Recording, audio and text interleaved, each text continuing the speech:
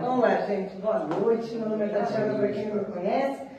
Estamos nesse projeto juntos. Paulinho falou que essa ideia foi minha. Não foi, foi dele. Eu só peguei o gancho e encorajei. Mas é uma outra história. Assim, a gente estava conversando no nosso pré-palestra. Uma coisa que eu achei interessante, assim, o Paulinho ele se prepara para a palestra.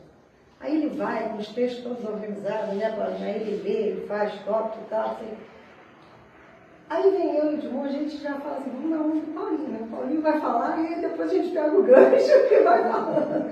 Porque a partir do que ele fala, vão surgindo tantas coisas interessantes. Eu sou psicóloga, né, com a terapia cognitivo-comportamental, que eu vou pensando, repensando, e tudo aquilo que eu ia falar já mudou tudo. Hoje eu decidi, eu falei, deixa eu escutar ele primeiro, para depois eu dizer algo que complemente a fala dele.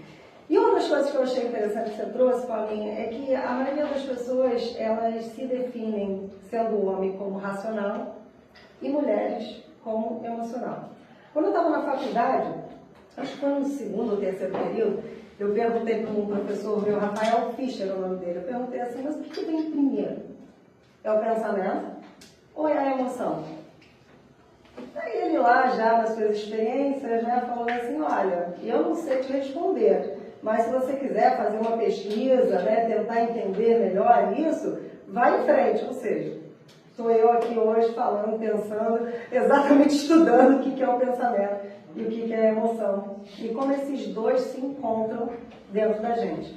Quando as pessoas falam que elas são racionais, você fala assim, eu sou muito racional.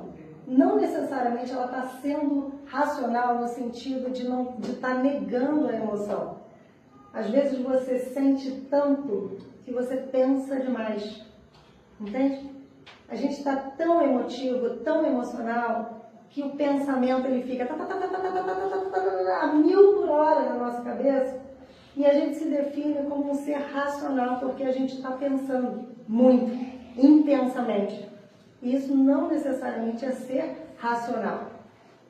Quando a pessoa ela é racional mesmo, né? Quando ela, vamos dizer assim, ela se abala muito pouco com as situações, ela não fica pensando tanto assim sobre as coisas que aconteceram. Ela tem uma capacidade de resiliência maior. Então as coisas vêm, né? As coisas que eu digo assim, as situações vêm, elas impactam, como o Paulinho falou.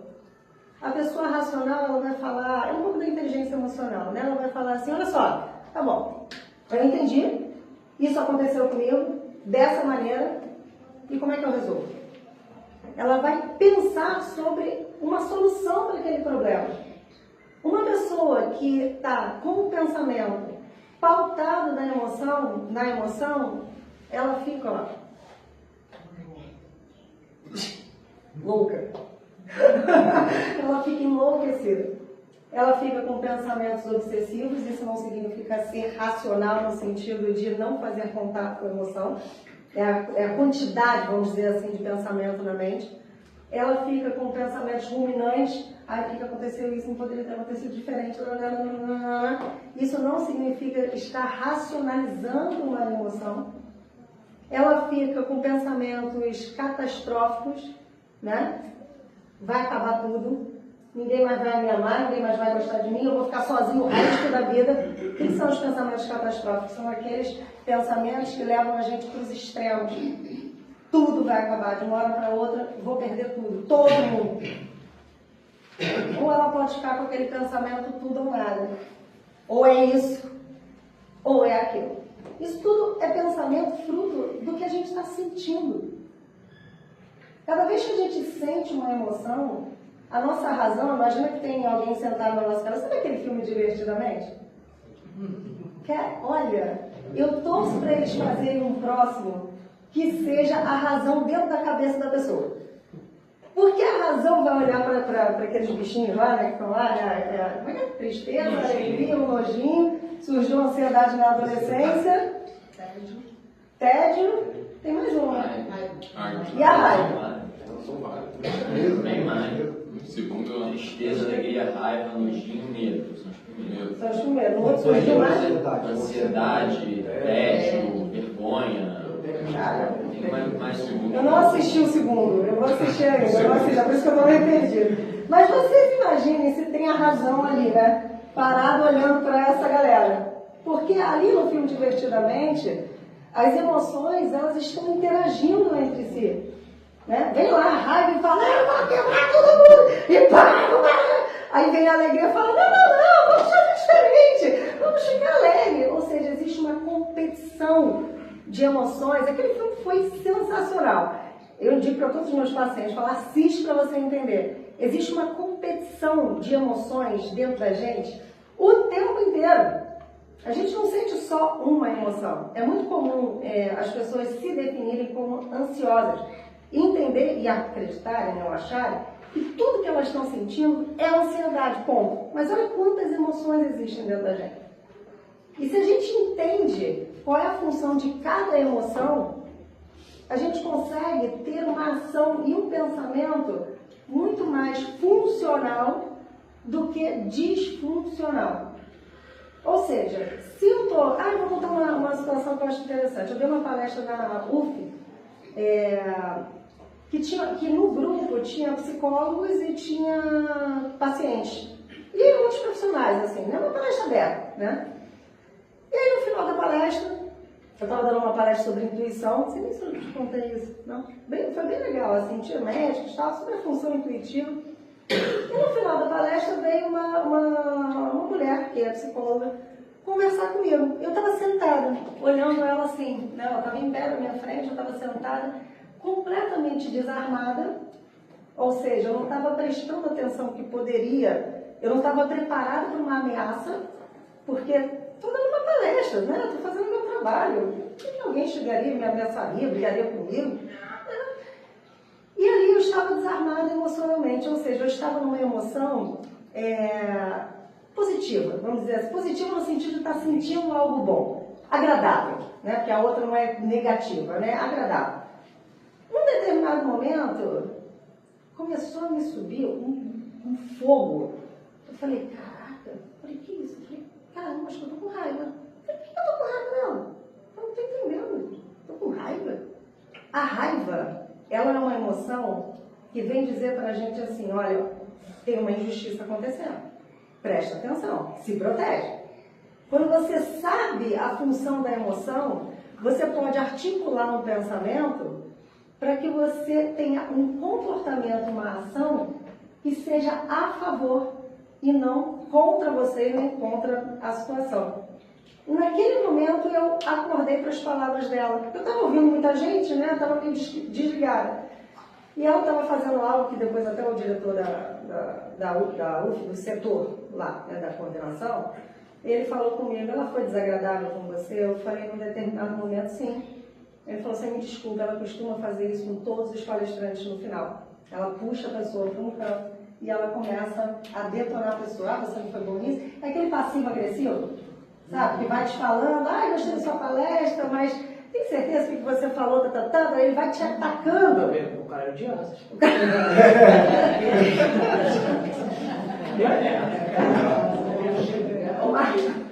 Essa é a caralha de asas.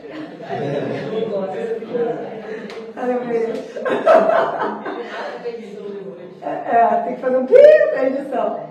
Então a pessoa ela vai te atacando e você, se não tem uma emoção presente em você, como medo, raiva, angústia, vergonha, você não vai saber o que aquela pessoa está fazendo com você. Por exemplo, dentro de um relacionamento, né, como o Paulinho colocou aqui na peça.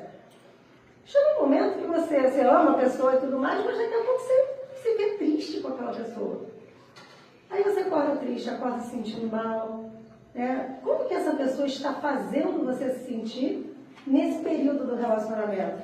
Inferiorizado, mal, triste, angustiado. Calma aí. Isso é um estado de alerta para a gente. Se a emoção está surgindo, é porque o nosso instinto ele está falando, ei, tem um cogumelo venenoso aí. Cuidado com essa planta. Né? É o nosso instinto dizendo, olha, essa pessoa ou essa situação, ela está te fazendo mal. Por que as pessoas têm um burnout, por exemplo? Por que elas entram em depressão? se a gente pensa, né? Se a gente tem a capacidade de pensar, e como todos nós, seres humaninhos, né? Em alguma época, o tempo distante, o nosso pensamento, ele começou a acontecer para a gente resolver problemas, estou lá nos macaquinhos, tá? Se a gente tem essa capacidade de pensar... Eu vou beber uma aguinha, tá? Ai, também vou.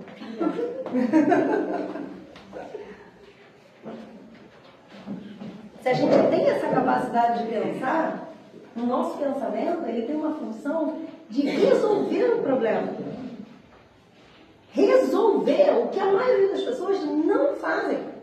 Elas ficam ou criando problema, vocês adoram criar problema. Não, se eu não tenho problema não, mas e se isso acontecer? Pronto. Já criou um problema. E tudo bem, até criar um problema faz parte da nossa evolução. Porque a gente pensa, quando a gente cria um problema, na solução também. Né? Então, eu moro na Barra, tá? Eu vim pra cá, não me atrasei, foi uma fantasia do Paulinho, porque ele não me viu chegando, cheguei... Não, eu não tava, nem vocês estavam aqui, eu estava quieto. Eu estou vindo de lá da Barra. A gente pensa nos problemas? Pensa. Caramba, se tiver trânsito, foi o que aconteceu, demorei 1h e pouco para chegar aqui, moro lá no final. Se tiver trânsito, cara, se tiver trânsito, eu posso de repente saltar ali no metrô, pegar o metrô e chegar mais rápido. Eu criei um problema, mas também criei uma solução. Quando a gente está num relacionamento, muitas vezes a gente não cria uma solução, porque, vou ser redundante, muitas vezes a solução é terminar, é partir, é romper, é ir embora, até com parentes, tá? Pai, mãe, né? Tem muito pai e mãe que são cruéis com seus filhos. E quando entra o pensamento de resolver um problema ser um término, o que acontece com a nossa emoção? O que vem? Bloqueia. Medo. Medo. Por isso a competição das emoções. Você está vivendo uma situação, não importa qual seja, tá? E a sua emoção, ela começa, sai daí, não tá bom, você tá triste, você tá mal, né? Tem alguma ameaça. Tem alguma coisa que não tá boa. Aí o pensamento fica, não, por que você está fazendo isso? Não, vamos chegar, vamos supor que o pensamento... Aí sim essa razão, né, que a gente falou, né, que é uma racionalizar no sentido de, calma aí, vamos olhar essa situação de fora, vamos tentar entender o que é preciso ser feito nisso, nessa situação. Quem trabalha em empresa faz isso o tempo todo, né? Só não faz com a vida particular, né? Mas com algo que está fora, qual o problema é esse? Tem gente que é ótimo solucionador de problemas, chega no particular, soluciona nada. Só fica no rondão. Se você tem um pensamento que soluciona e diz, cara, é melhor terminar. Vem um outro pensamento emocional para dar sentido a esse... Caramba, mas se eu terminar, como é que vai ser? Eu vou ficar sozinho. E aí? O que eu faço? Não sei se eu suporto a solidão, não sei se eu vou encontrar outra pessoa na minha vida, como é que eu vou fazer para me virar, sei lá. Qualquer pensamento. Quem é que vai cuidar de mim na velhice? Eu escuto muito isso. Eu falo, meu Deus, não pode ser enfermeira, não, tem que ser um homem ou uma mulher. Outro dia um paciente falou assim, não, eu quero ter um filho. Eu falei, você está com vontade de ter um filho? E estou para cuidar de mim quando eu ficar mais velho. Aí eu brinquei com ele e falei assim, olha, eu tenho filho, guardar dinheiro é mais barato. Se for para isso, você guarda dinheiro que você quer, você vai... Bebê de boa. Esse aí não cresce nunca, né? Vai ser Nossa Senhora. Então, o que acontece? Se eu não resolvo, ou se eu entro em contato com essa resolução, eu entro em competição emocional. Entra o meu medo, né, de ficar sozinho, de terminar, que eu até falei sobre isso na palestra passada, que é o medo do medo, o medo de sentir uma dor, o medo de sofrer, o medo de fazer contato com aquilo que está por vir. Aí eu recolho a minha decisão, e mesmo que eu saiba que aqui está uma porcaria, pode ser trabalho, qualquer coisa. Não, mas eu vou resolver, porque vir para esse lado aqui é mais, me parece mais doloroso. Muitas vezes não é não, tá? Muitas vezes a pessoa termina, decide, rompe, sai do emprego, muda tudo, dá um alívio.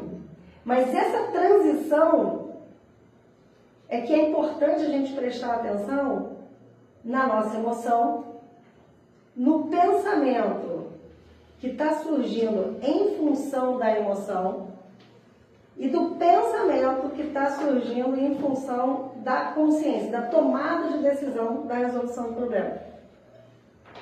Entendeu? Então, isso tudo acontece ao mesmo tempo, né? Não dá nem uma folguinha pra gente, né? A emoção vem, ou ela permanece. Né? A emoção vem.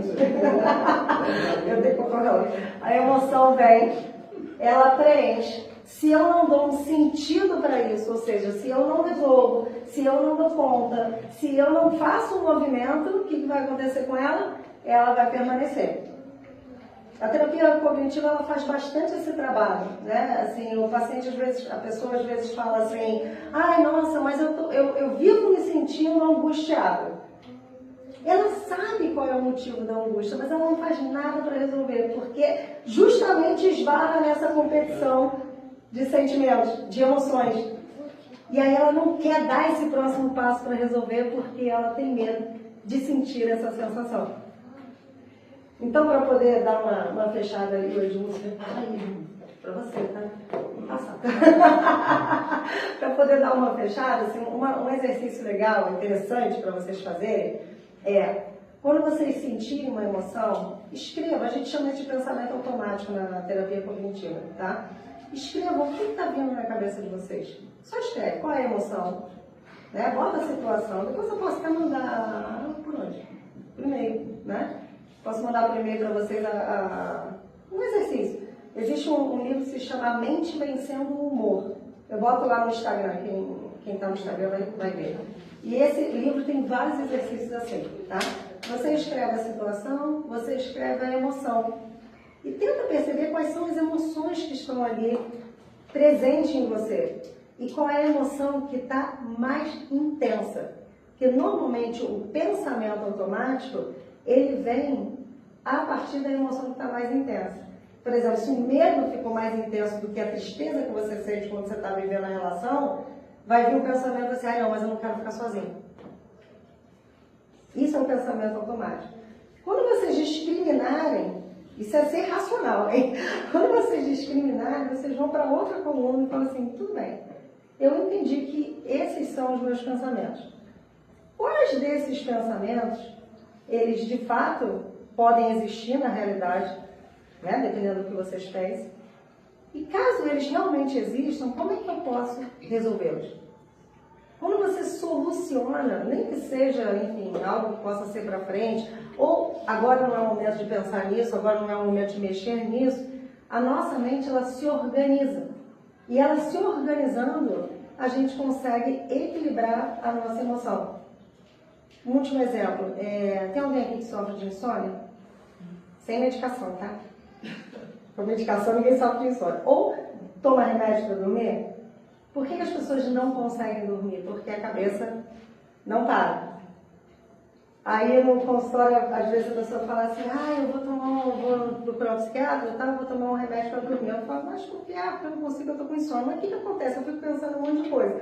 Eu pergunto, você gosta de ler? Você não lê o livro? Aí a pessoa responde o quê? Eu não consigo porque eu durmo. Eu acho mesmo. Eu não consigo ler o livro porque eu durmo. Mas então dorme, eu tomo remédio. Por que a gente dorme quando a gente lê um livro? Olha só, olha a posição de ler um livro. Você senta, né? Vai ler em pé, né? Eu às vezes leio, confesso. Estou andando dentro de casa, lendo livro. Você senta ou deita, a luz está baixa, antes de dormir, né? Tem só aquela luzinha.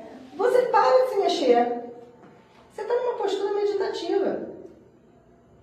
E você começa a organizar o seu pensamento lendo. Quando você organiza o seu pensamento, o que acontece com a emoção? A sua respiração começa a ficar mais calma, mais devagar. A sua emoção vai entendendo assim, que bom que ele parou de pensar nisso. Não temos mais nenhum problema. Agora é só ler esse livrinho e a gente vai dormir porque não existe mais nenhuma ameaça acontecendo. E aí o sono vem. Aí a pessoa, quando fica com sono, lendo o livro, faz o quê? Fecha o livro e vai pro celular. Pronto, acabou tudo. Aí passa a imagem do ex, né? Aí, então, para poder fechar, para passar pro Edmundo, Essa para mim é assim, a primeira parte, agora a gente ainda tem a segunda, né? Essa para mim é uma correlação que vocês podem fazer para ajudar vocês no dia a dia. Percebam a emoção e nomeiem as emoções. Não falem só, estou me sentindo mal. Mal por quê? Que emoção é essa que está presente em mim? Depois, qual é a função da emoção? Tristeza, recolhimento. Medo, luta, fuga. Raiva, que injustiça é essa? Por exemplo, né? Vocês podem pesquisar, o GPT serve para isso. Pesquisou a emoção? Qual é o pensamento que vem automático? Desses pensamentos, quais deles realmente podem acontecer? Pode acontecer? Qual é a solução que eu tenho para isso?